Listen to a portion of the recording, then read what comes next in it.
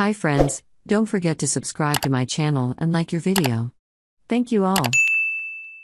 The oldest known specimen of Sequoiadendron giganteum lived for 3,266 years in the Converse Basin Grove of Giant Sequoia National Monument. That's about how long the second-generation Toyota Sequoia was on sale.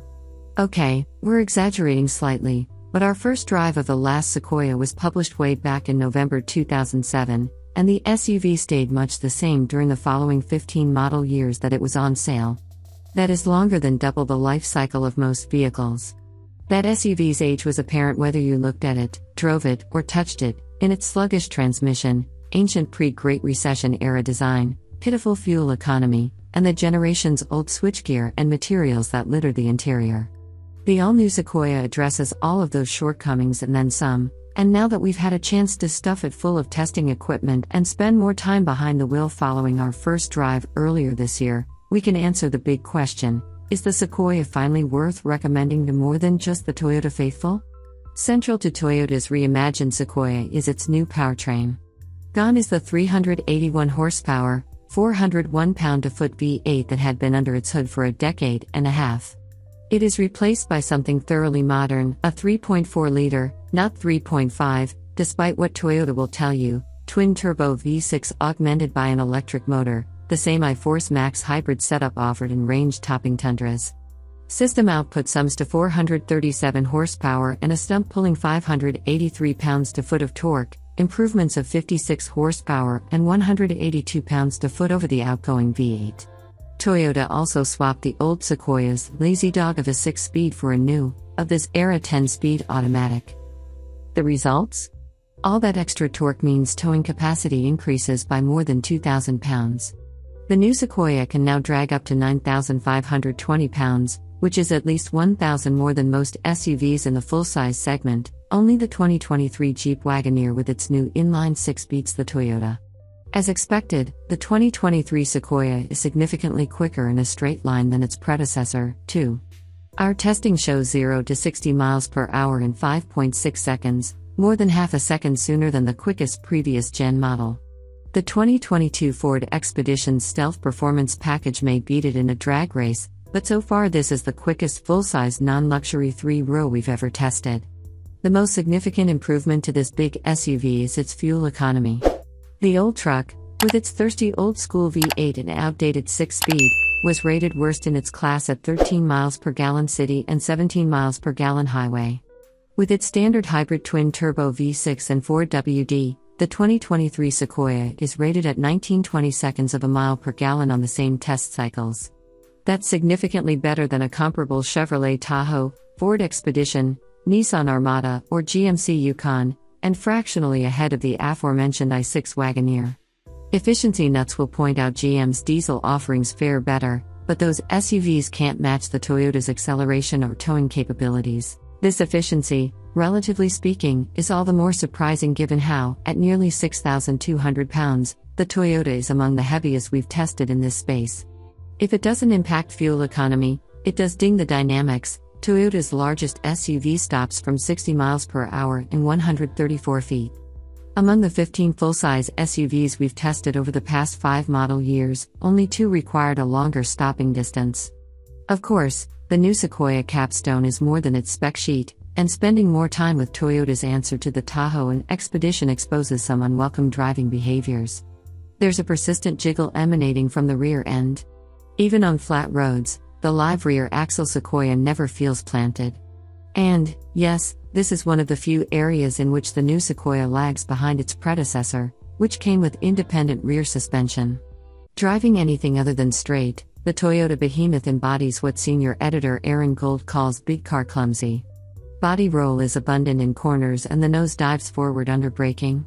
Multiple staffers also called out major shudders through the body structure when driving the Sequoia over washboard sections of an off-road course. As for the new power plant, we have mixed feedback. Drivetrain lash is evidenced by the vehicle clunking into gear, and associate online editor Alex Lenz points out that quick transitions from throttle to brake exposed hesitation in powertrain response.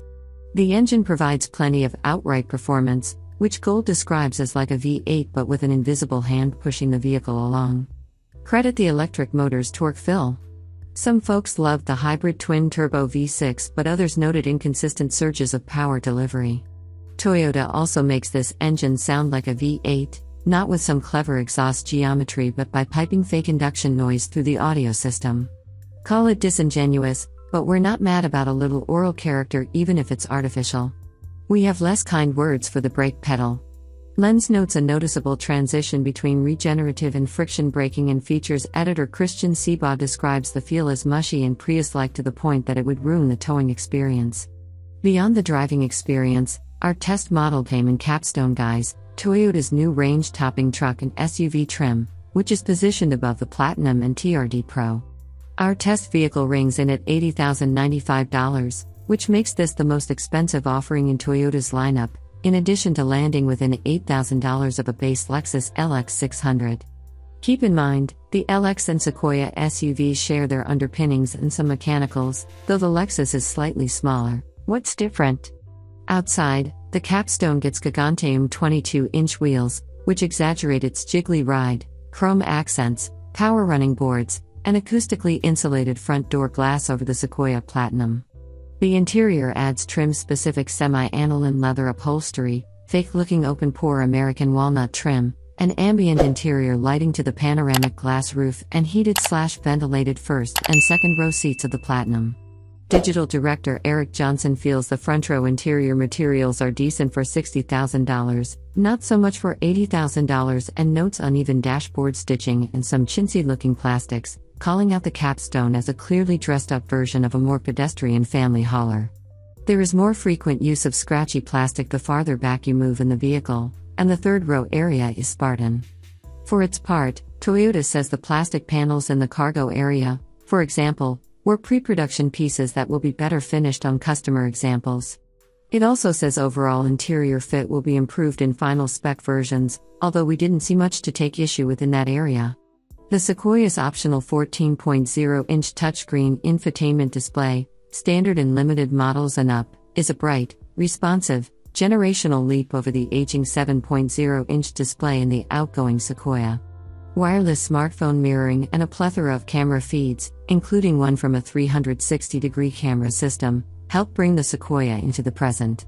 That said, the system has no home screen or central hub outside of a thin, Apple Dock-style strip of menu shortcuts flanking whatever menu is selected.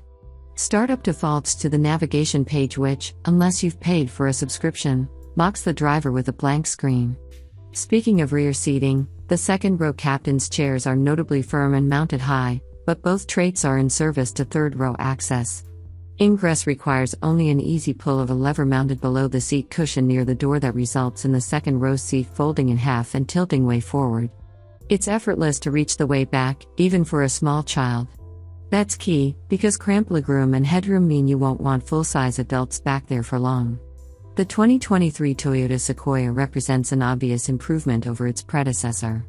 This year's redesign addresses all of our qualms about that Jurassic-era SUV while also improving its towing numbers, modernizing the infotainment, including a full collection of driver assist features as standard, and providing best-in-class accessibility to its third-row seating.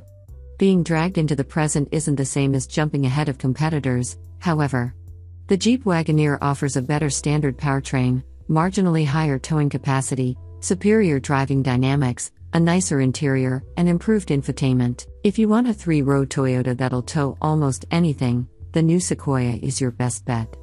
Even then, we'd recommend a Sequoia SR5 or Limited. Those models sacrifice little in interior quality or features but deliver the same capability at a much more palatable price. Here's hoping it doesn't take 3,000 years for Toyota to make further improvements.